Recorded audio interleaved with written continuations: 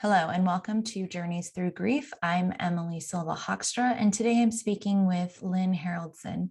She's a veteran blogger and freelance writer whose writing focuses largely on grief and weight-related self-esteem issues. She holds a master's degree in literature and composition from Indiana University of Pennsylvania and is a writing mentor for the Minnesota Prison Writing Workshop and at the Pennsylvania State Corrections Facility, Pine Grove.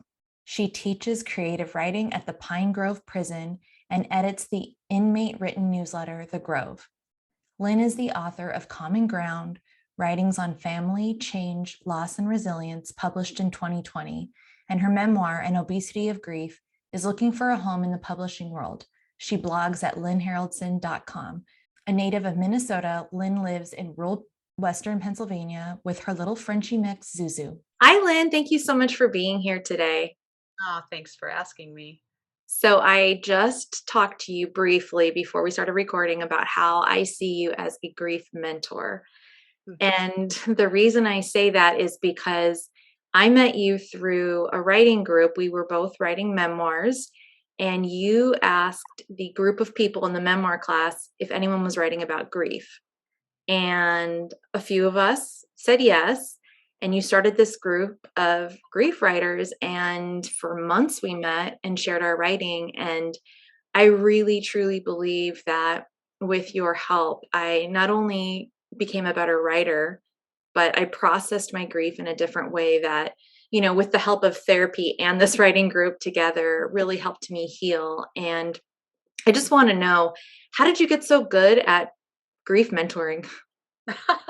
Well, I think when you've done it long enough, you get good at something if you're focused on it. Once you confront it and understand it the way I understand it. I know that there are many ways to understand grief and go through grief, but th- I started, I blog, right? And I had started a blog once called, or a blog entry once called The Grandmother of Grief. Mm. The grandmother of widows is what I said, because I had been a widow more, for more years in my life than I mean, I was 19 when he died. So I know a thing or two about that, but also you collect grief as you go along in your life, as you know. So I don't know. I think it's just a matter of understanding what that grief is and sitting back and listening to your own self. What is this feeling, what's going on? And that's how you, oh God, I hate to say become good at grief, but you Mm. can understand it.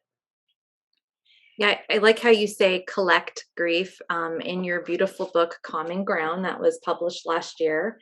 It is a collection of not just grief writing. I mean, I also love the way that you speak of being a mother. Like you can feel how much you love your children so Yes. deeply. But you do have collections in here, and I want you to tell us a little bit about your book and what brought you to writing Common Ground. Well, I have been a writer professionally and paid for being a writer since 1998. Well, yeah, about 1990, well, 96, 97. And I wanted to put together a book that felt more like a memoir. Like, here's a section of my life, here's another section of my life. In the book, is there's a chapter on biking. Biking became a really big important thing for me. So did weight loss, and I have two sections on that. And when I say weight loss, I mean the all around what it takes to not just lose weight, but to absorb what weight means in your life, you Mm. know, and all of that. And so that's kind of what I wanted to do. I started out more as a collection for my kids, like, hey, kids and grandkids, here's how you'll remember me, and years from now. But I also realized that it was more of a here's my life in these segments. And that was more important to me than anything. And grief is one chapter, but not all of it. Now you are writing or have written another book Mhm. basically on grief, and this is the book that we workshopped through together. I wrote mine and you wrote yours, but it's called The Obesity of Grief, Mhm. which is amazing. Like, I cannot wait for the world to read this beautiful work. Can you tell us a little bit about that book and what propelled you to finally share the story of losing your first husband? Oh, sure. Because back in 2007, 2008, and I know I've shared this with you, I had lost a lot of weight. And so I ended up in People magazine and on Oprah and all these other outlets. And an agent found me and said, "Hey, I want you to write a book about your experience losing weight." And that's not the book that I had wanted to write, but I tried. I tried really hard. And as I wrote, I realized that grief fueled so much of my um, experiences regarding my body image and my weight losses and weight gains. And I'm not talking grief that was recognized. This is grief Mhm. that I denied when I was very young. So as that writing process went through, I realized that I'm writing a book about grief. And so I wrote to my agent and said, I really would like to lean towards grief. And she said, grief isn't sexy, weight loss is. And we parted ways. And so I kind of let it go at that time. And then the pandemic started. And that's when I started picking up more. I mean, there was a collective universal grief, right, going on. And that's when I thought, well, maybe I need to pick this book up again. And I did. And that's when I started, and I took that memoir uh, workshop and met you. And I thought, oh, you know what? I really need to write more of this. And I'm glad I did. But that was the organic time to write it. It really felt like the right time. I learned like so much more about grief. And so that's how the book and became what it is. So it's been years in the making, but it feels right now. Well, yeah, you say years in the making. You lost your husband at the age of 19 after shortly, what was it, a year that you had been married? Yep. And you had a brand new baby at the same time. So here Yep. you are grieving at such a young age and also falling in love with this baby. And so how did you hold those 2 things at the same time? Like, they're very different emotions. They are. They are. And I think I became so I knew Bruce was his name. Bruce loved her so much and I would do anything to make us cohesive even without him, right? So there was that, that determination. Um it didn't mean I didn't fall apart all the time. It didn't mean that I mean I had a lot of support from my family. My parents were wonderful in helping me, watch her while I worked and work as I worked through all that.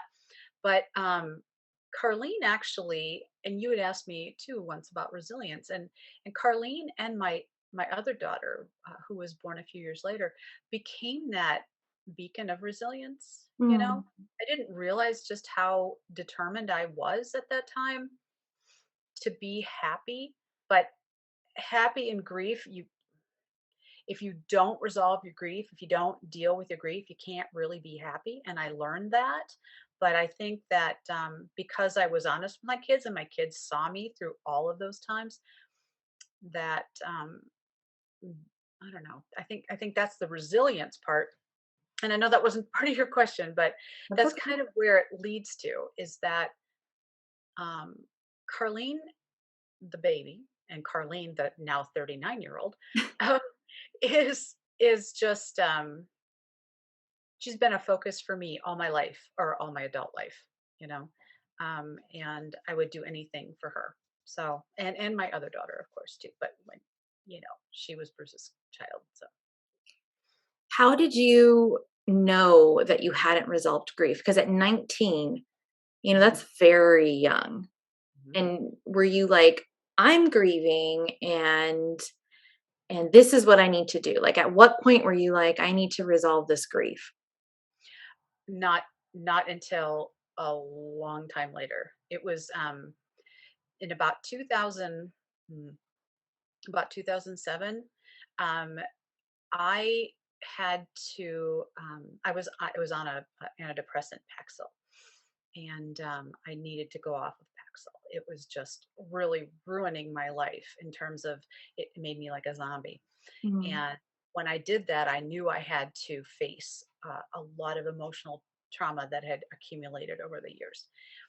And so that's when I did it. I went into therapy, and it was hard, but that's when I knew it was about, so what was it, 15 years ago now. So mhm, And since 2007, you've been mhm, doing these things to resolve your grief, and mhm, you said in the beginning of the interview that there's so many different types of grief. And when you started to resolve the grief, the original grief of losing your husband at 19, did you notice all the things in your life that mhm. caused grief and also created resilience for you? Was it at that point that you started seeing this, or were these just things that were accumulating, like collecting throughout the years that that you were realizing, "Oh, I'm actually stronger than I believe I am." Mm. Well, I think that comes through talk therapy. And it doesn't have to even be with a therapist so much, but just talking through the issues you have. And I thought that my big problem was my husband died when I was 19. And my therapist said, Well, yeah, but you have PTSD." Like, really? No, I don't. That's something soldiers suffer from, Yeah, not yeah. me. No, I just lost a husband. That's all. No, she's like, no, no, no, no, no. And because of the way he died in a train tractor accident. So it was a very traumatic death, and I never got to see his body. So once I started understanding that I went through a big trauma at 19, which is something no one said to me when I was 19. No one said, "Oh my God, you really went through a traumatic event.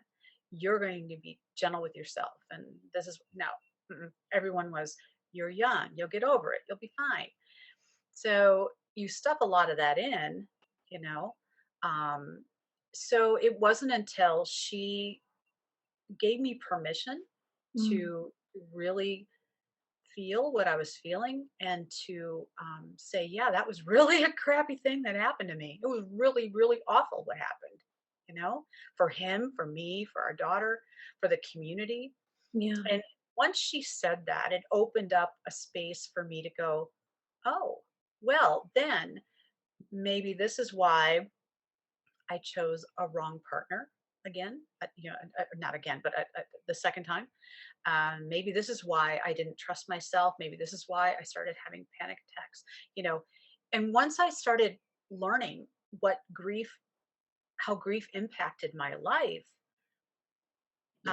it became like, oh my gosh, everything's starting to make sense, you know. So that's really what the it's like a grief train, It's like once it starts, you really if you got to get on board, you know. Yeah, and then you just brought up something that we've also talked about is the platitudes that we hear when we lose something, and, you heard a lot of them. Yep. And Yep. when you were going through grief, before you had learned all these things that you were learning, did you just accept the platitudes and try and adopt them as mottos for life? Like, now we try and not use them, but earlier on, was it just something that you were like, "Okay, at least I'm young. Yes. I'll have another baby." Yeah, and those I think those are the worst ones, is the at least. At least you're young. My favorite was, at least he didn't suffer. Mm, Like, how is that supposed to help anybody? yeah. He's gone. It doesn't matter how he died. He's died. But that, yeah, at least you're young. One of my favorite stories was when I found a full time job and I was working. One of the women I worked with said, "At least he died. My husband left me for another woman." Oh my goodness. Like, that was probably the worst at least that I ever heard. Um, so, but when I was that age, at that, time, I was 20, you internalize it. You think that's because she was older than me. You Mhm. think that older people know things that you don't. And so you internalize it and you think, oh, that's just the way the world is. This is, I'm being silly to think that I'm sad. I am young. I should get on with my life. And so we tell ourselves these stories based on what we think are truths and or what we want to believe are truths instead of really searching it and looking inside ourselves. So especially, like I said, especially when we're really young.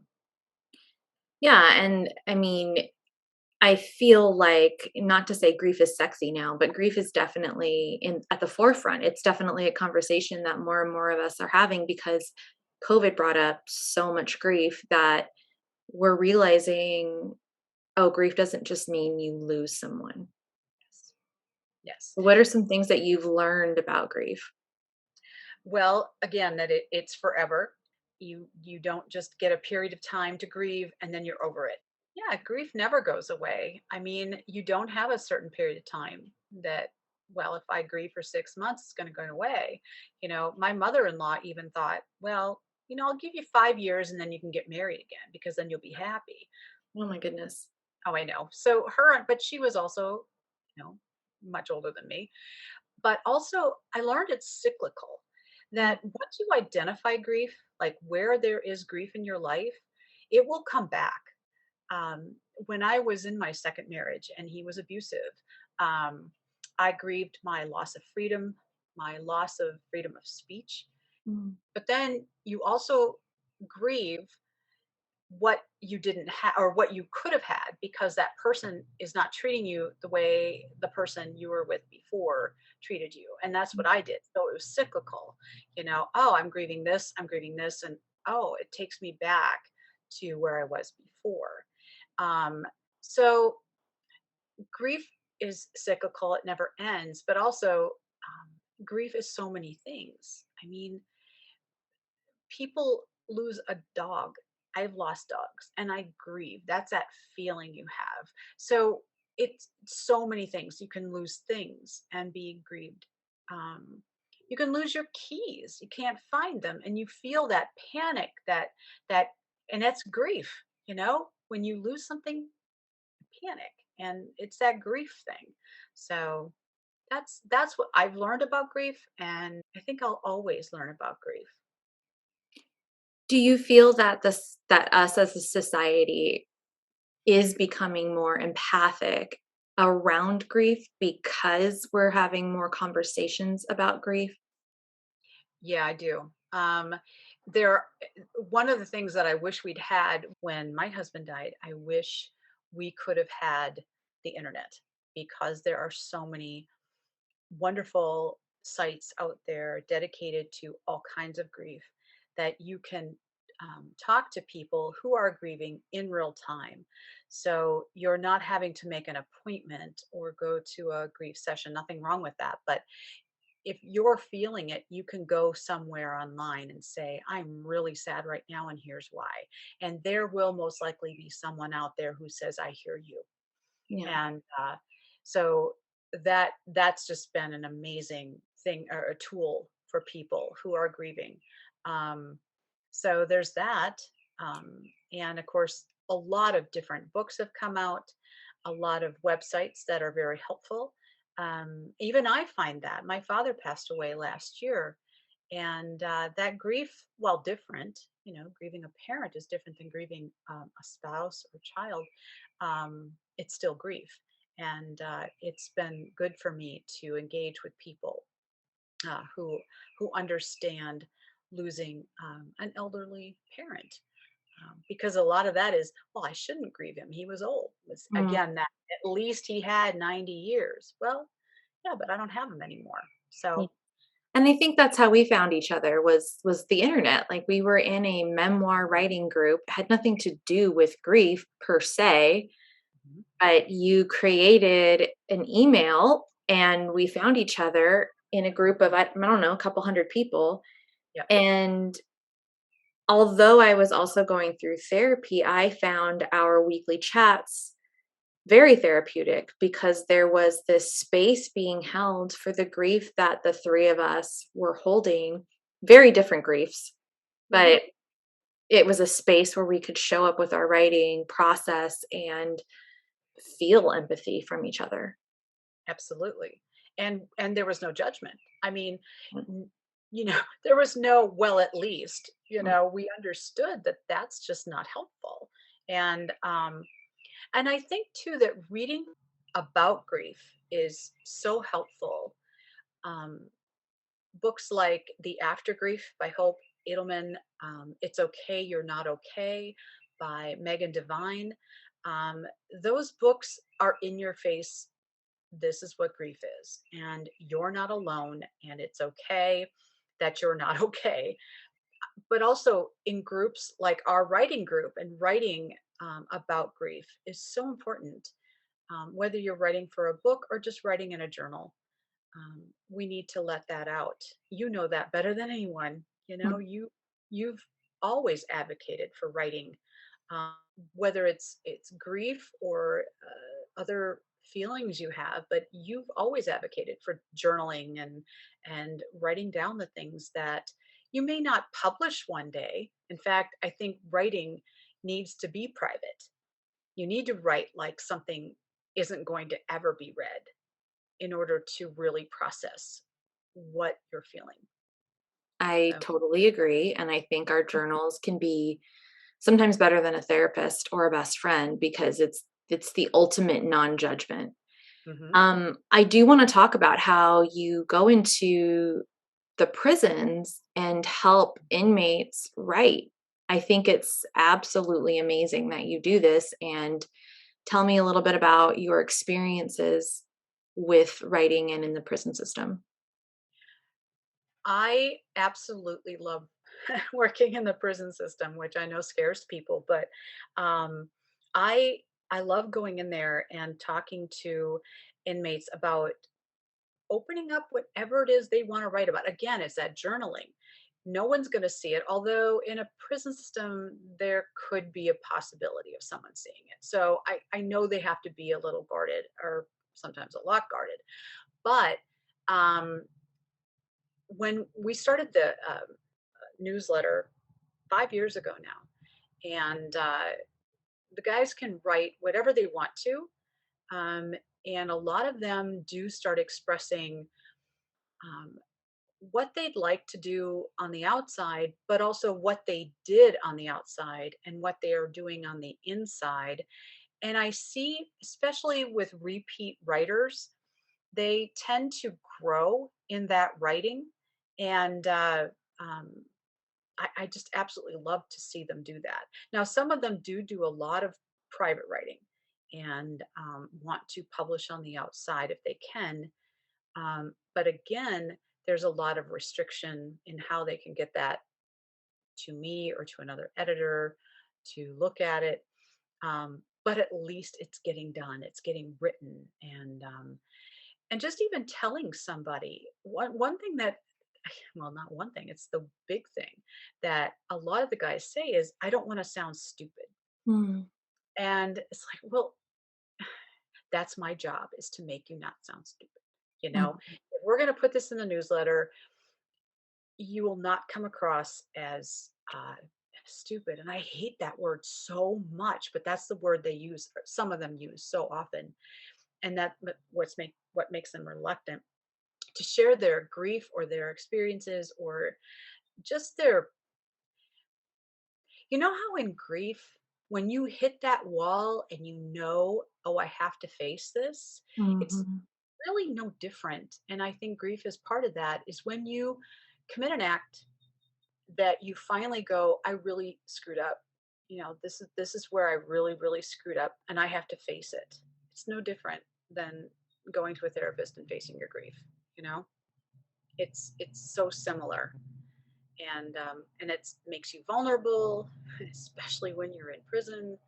Um, so I get great satisfaction from trying to help as much as I can and give voice to these writers who want to say publicly, hey, here's what I did, and here's how I've improved my life, or what I've learned.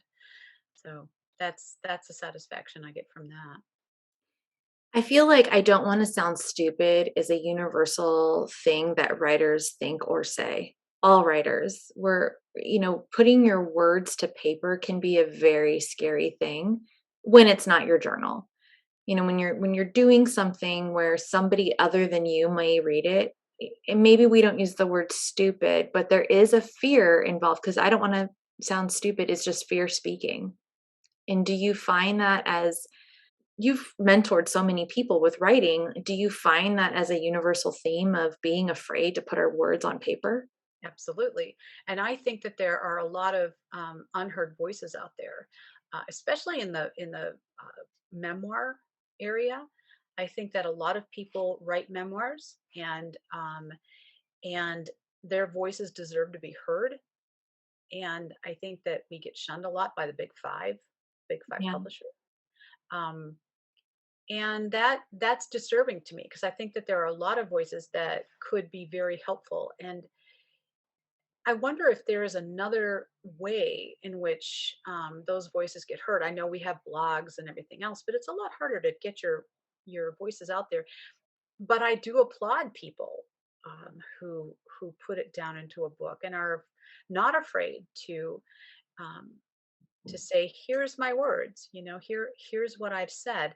Now I know that it comes with a lot of can be a lot of pushback from family, or even in Common Ground, I have places where I write about abuse, and I worry that my ex-husband will read it and what he might do. I mean, this is what, 30 some years later, and I still worry about that.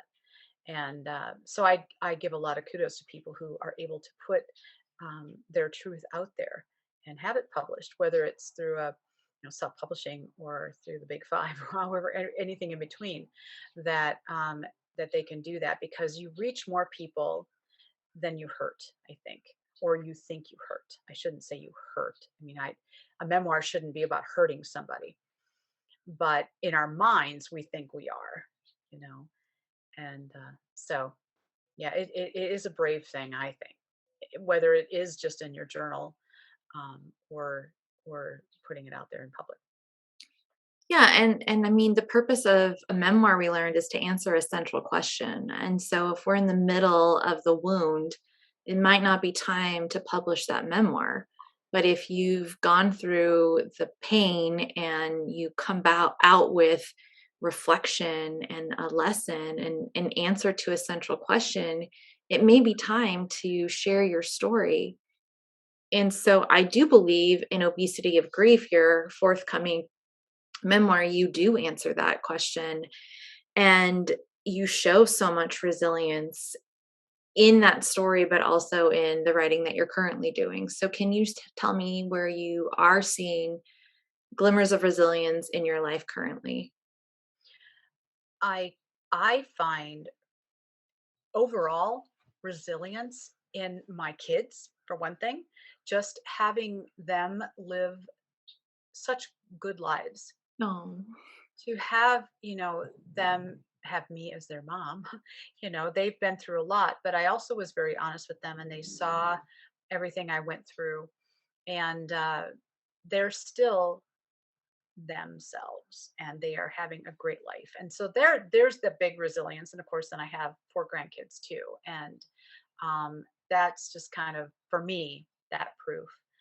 But also, even in writing, um, I don't always get my way. I don't always get published in things that I would like to get published in, but there's a resilience in there as well. And I think that I learned that from accepting grief for what it is, just the therapy I went through to understand why I did what I did and how I process things.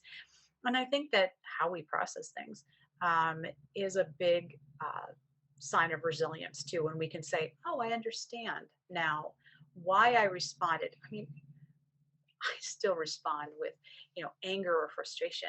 We all do, but I don't stay there. Mhm. When you don't stay there, you can go, you can pat yourself on the back a little bit and say, okay, you learned something because you're not still in that soup. You know, you're not still going, oh, poor me. Not that there isn't a place for poor me, but you can't stay there and be healthy.